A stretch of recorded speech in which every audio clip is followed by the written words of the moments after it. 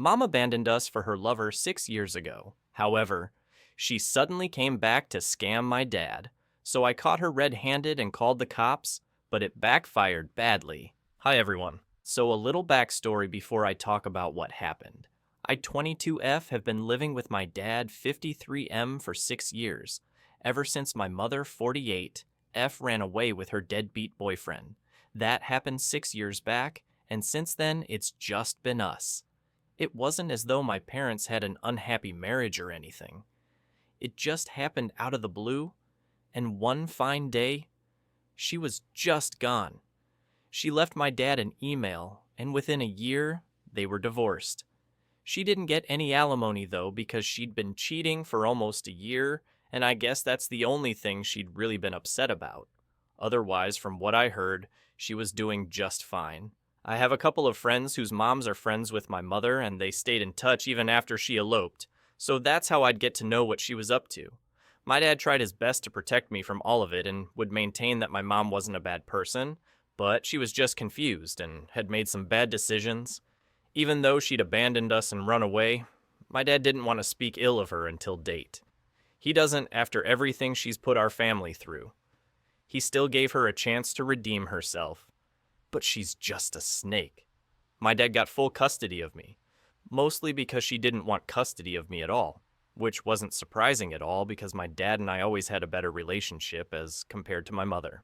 After the divorce, we didn't see much of her, as she'd moved to the suburbs with her boyfriend to stay with his family, but I'm assuming they got kicked out after a while since they were both good for nothing.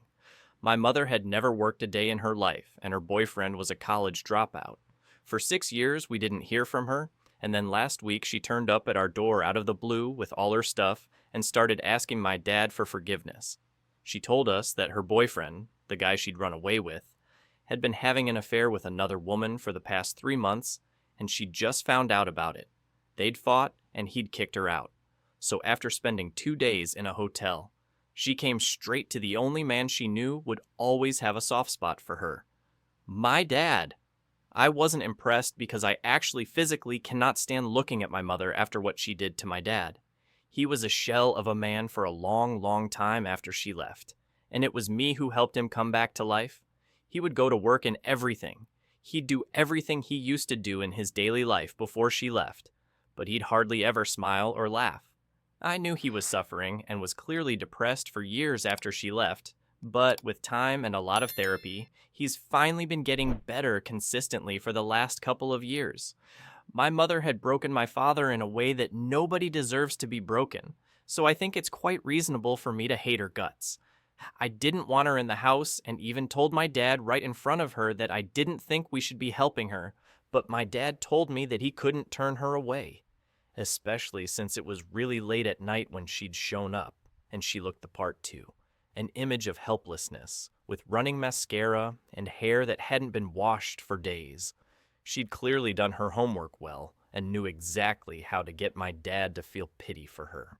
My poor soft-hearted dad didn't think twice before lending a helping hand to her and told her that she could live with us for as long as she needed to, until she sorted out her separation from her boyfriend. I wasn't happy about it, but my dad persuaded me to let her stay with us that night. I didn't speak to her for the next 2 days, but I did try to find out about where she'd been and what she'd been up to for the past few years. Unfortunately, all my friends whose moms had been friends with my mom back in school couldn't help me because apparently that's really the last time they heard from her. As well, for 6 years, she'd kept herself away from all that was going on in her past friend circles. My mother's family wouldn't talk to me even if I tried to, so that it was a dead end too. The only thing I could do was go through her phone or laptop because I could just feel that there was something wrong with her coming back out of the blue. I'd just been considering it and hadn't actually done anything. But then around the 3rd day of her stay, my dad sat me down and told me that he was considering getting back with her and giving their relationship a second chance. She wasn't at home and was out getting the groceries, so I had the liberty to completely freak out when he told me that. I was against it and didn't like the sound of it at all. So he tried to pacify me by saying that he wasn't getting married to her, but they'd just try to live like a married couple like they used to. Even that wasn't okay with me because I knew that my mother couldn't be trusted. She hadn't done anything so far, but I had a bad feeling about her return, and I insisted that she was definitely here with ulterior motives. My dad got upset when I said that, and told me that he'd talk to me about this when I was willing to have a discussion instead of just screaming at him, and I agree I might have been a little too overbearing with how I reacted. But that conversation convinced me that I needed to go through her phone and make sure that she didn't have any agenda to be there, which I felt like she did. I couldn't do it out in the open because I didn't want my dad to get offended, so I had to sneak into her room at night. I had to plan everything meticulously so that this didn't go wrong, and because I knew she wasn't stupid enough to not have password protective devices, I invited a friend of mine for a sleepover. She's an ethical hacker and a childhood buddy, so that didn't raise any suspicions, and I'm really lucky that she even agreed to all of this. Thankfully, my mom's a heavy sleeper, so she didn't wake up when I did so, and had also given her some melatonin gummies to be on the safe side so she'd sleep through it all. And that's what happened. I just wanted to take her phone and her laptop, but when I was going through her backpack, I realized that she had a hidden pocket and it had another phone inside, so I took that phone as well and then handed it over to my friend to deal with. By 2 in the morning, we'd managed to find out that she was very much in touch with her alleged ex-boyfriend whom she'd run away with. And together they were planning on scamming my dad out of a crap ton of money. My dad's a heart surgeon, and my mom's boyfriend worked at the bowling alley at the time they abandoned us, so we could do the math. They were really playing the long game here because my mother and her boyfriend had discussed in detail how they were going to make sure that they get back together, and my dad is fully convinced that she's helpless and has nobody to turn to. Everyone knows what a solid guy my dad is, and so of course he's going to step up and take her in. Then she'd build a relationship with him, get married, and use his money to fund their lifestyle. Her plan was to get my dad to transfer certain amounts of money to her throughout the year to fund her non-existent business, and she knew he'd do it because my dad's a huge advocate for women being financially independent and had even asked if my mother wanted to work. Back then they first got married, but she'd preferred being a som. As soon as my mother had taken enough money from him, they'd take off. It was a meticulously planned con job that they were going to go through with and dupe my dad into paying for my mother and her boyfriend so they could leave these places behind. The one thing they hadn't accounted for was me still being a very active part of my dad's life, since they'd assumed that I would move out after college. I didn't plans to do that, but after my mom ran away, I decided to stay back with my dad to look after him and be there for him. He wasn't physically sick, but I knew what he'd been through and I couldn't just leave him.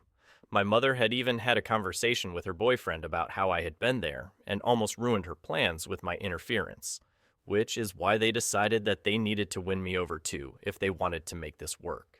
That explained why my mom was being so nice to me all of a sudden that day.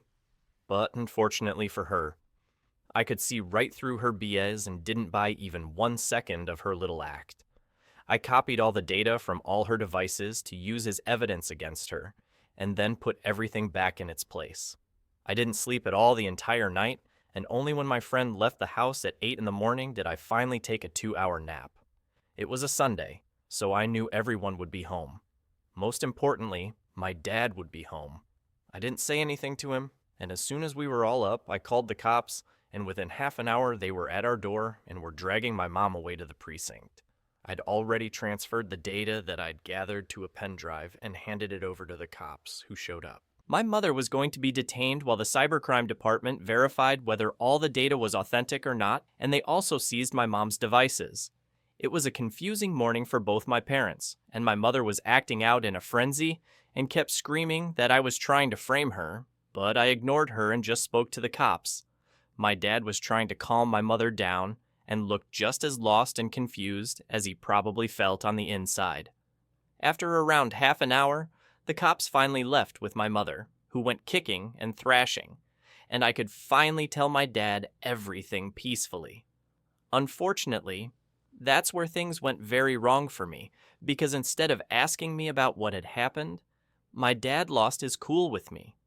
As soon as the cops and my mother were gone, he told me that he was going to ask my mother to leave anyway, and he'd come to his senses just after she'd asked him for $500 last evening for clothes because she claimed she had nothing, but my dad had seen the size of the duffel bag that she had brought. Plus, my mother and I were pretty much the same size, so she could borrow from me if she really needed clothes. $500 just for clothes seemed a bit much at the time, and when he brought it up, she pretended to laugh, but it was clear to him that she was annoyed. He'd realized that she was just here for the money, and he'd also seen the second phone she'd been using in secret, so he wasn't as clueless as I'd thought he was. He'd put two and two already, and even though he didn't know the nitty-gritty of what she was up to, he'd known already that she wasn't the helpless woman she was pretending to be. He planned to confront her a little later today, and then ask her to leave politely because he didn't want to get the cops involved here. But I'd jumped the gun and done exactly what he didn't want me to do. I'd tried to explain to him what my mother had been planning, but he shut it down and said that he didn't care. It wasn't my place to call the cops at all, and he needed some time away from me in this whole mess to sort himself out. It's been a couple of days, and he's not pressing charges, which is fine by me, but he's also not speaking to me. He's keeping it to a minimum right now, and I know that he's upset, but I can't figure out why, because as far as I'm concerned, I did him a huge favor and saved him from getting scammed. And to be fair, there was really no way for me to know that he was aware of my mother's intentions, especially after what he said to me about wanting to give their relationship a second chance. I feel like he didn't communicate with me enough, and that's why all of this happened. I'd have for calling the cops on my mother for trying to scam my dad without consulting him first. Update 1. So I went through the comments on the post and stuff, and well, I guess I wasn't being the wonderful daughter I thought I was. I should have at least asked him what he wanted to do before calling the cops, and I see that now. I felt terrible for what I did, not for my mother, but because my dad was taking this all really hard. I apologized to him this evening, and it's been 2 hours since then, but all that he said was, "It's fine," and then went back to reading his book. I feel awful about all of this. I don't fully understand why exactly he didn't want to report my mother to the police, but I'm sure he must have had reasons, and I had no right to interfere without making sure that he was okay with it first. I just want him to forgive me and for things to go back to normal again, like they were before my mother came back. I haven't even been able to bring myself to focus on work fully, and had to take a day off because of how bad I feel about what happened. I don't know what happened with my mother. I'm guessing she's been let off the hook since my dad isn't pressing charges, and she'd technically just been planning to commit a crime, but hadn't actually done anything. I haven't heard back from anyone yet, but I think she's been let off with just a slap on the wrist and a fine. My dad would know what happened. But since he isn't exactly speaking to me right now, I can't find out. And even if we do start talking, I don't think my mother will be the first thing I bring up with him anyway. Update 2. It's been a while since the cops took my mother away, in 3 days since I apologized, and today my father and I finally addressed the elephant in the room. We talked about it and cleared the air between us, and I feel kind of better. I also think I sort of understand what my dad was thinking, and I still am sorry about what I did by not talking to him before calling the cops. He apologized to me for getting so mad at me, and then refusing to speak to me over this because he was still just trying to sort out how he was feeling about all of this. Could tell that talking about this was hard for him, but he did tell me that the day my mother returned, he felt like he could go back to his old life once again, and it would be just fine, and that's why he'd said he wanted to give their relationship another shot. He was just riding the high of my mother's return, but it didn't last long, and just the day after that, he spotted her talking on the phone that she used in secret, and he was forced to wake up to the reality that my mother was never here for my dad. He was very upset about it, but couldn't bring himself to let her go, and so he waited for a couple of days more. But then when she asked for a ridiculous amount of money for clothes, he put two and two together. He waited that night and was going to talk to her the next day, but I jumped the gun and took things into my own hands instead. He was very upset about that because in spite of whatever she had put us through, he still had a soft corner for her and didn't want her to get into legal trouble or worse, start to hate him. And that's what was happening because after my mother was released and got back her phone, the first thing she did was send a nephew text to my dad saying how much she hated him for what he had done, since she thought that he was the one who called the cops.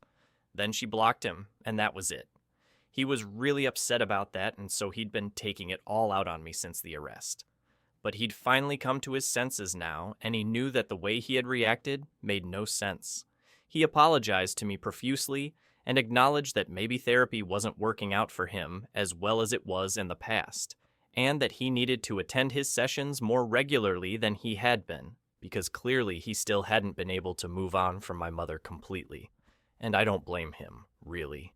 My parents were childhood sweethearts, and as a kid, their story was a fairy tale come true for me. But of course, with time, I realized that my mother wasn't the person I'd thought she was for all those years of my childhood and well into my teenage years. My father and I hugged for a while, and he broke down crying while I let him cry it out because he'd been really strong for a very long time, and he'd earned this cry, especially after what Mom did just recently. So I guess it's getting better now with me and my dad. A lot of people had very harsh opinions about him, but trust me, he's not really a bad guy. This is just a part of who he is, and it's not great, but nobody's perfect and we all make mistakes. What's important is that he realized this and owned up to it, and so did I. Neither of us going to leave each other's side because we're all we have. Update 3. So, my mother has decided to stage a comeback into our lives, but not through the traditional way that she went for the last time. This time, she decided to defame my dad online and accused him of kicking her out because she refused to marry him. My dad was blocked and so was I, so we couldn't see the post when she put it up first. And we found out almost a day later when one of my friends told me that she'd posted this. She sent me the post as well, and it was just ridiculous how hard she was trying to play the victim here and was spewing lies so openly about my father. I had half a mind to not tell him about any of this so he wouldn't feel like crap and take matters into my own hands once more. But I didn't because of what had happened the last time. My dad was an adult above 50 years of age, and I needed to be open with him instead of trying to treat him like a kid. I'd learned that already, so I went to him and showed him the screenshot of what my mother had posted. He was disappointed at first, but then he told me that he wanted to take legal action against her and sue her for this. Everyone knew that she was just trying to get sympathy out of this, which was weird because everyone knew that she was the one who would run away with her boyfriend and betrayed my dad. So I'm taking her in. It all should have been a big deal, and anyone who knows my dad would know that he isn't the kind of guy she was making him out to be. Her life should have been caught within seconds of her post, but unfortunately, there are a couple of jobless, spineless, and brainless bimbos that we know who were egging her on and giving her the sympathy that she so clearly needed. I asked my dad if he wanted to post the details of what she'd been planning to do online, but he said no and told me that he wanted to do this the right way. So we're looking for an attorney right now who specializes in stuff like this, and my dad's cousin is helping us out because he's an attorney too. Things aren't bad right now, but it's a public post, and my dad's quite well respected in our neighborhood, so if this post gains traction, then it'll be his image and reputation at stake, which we just can't risk. I'm beginning to regret even allowing that sneaky little snake to come back into our lives at all, and I actually cannot believe that she's my biological mother, because there's just no way I'm related to someone like her. Even the thought of it disgusts me. Sometimes I'd honestly rather not have a mother at all than have one like her. And this might sound insensitive to people, but gosh, she really is the worst. Update 4. Hey guys, I'm back after like 2 months of being completely Maya, which I'm very sorry about, but I couldn't help it because I was getting serious with my guy, who I met through a friend almost 3 months back, and who's now my boyfriend. I was also busy with my job and the defamation case against my mother. She didn't go to. Thank you for watching. Write comments, put likes. Do not forget to watch other videos.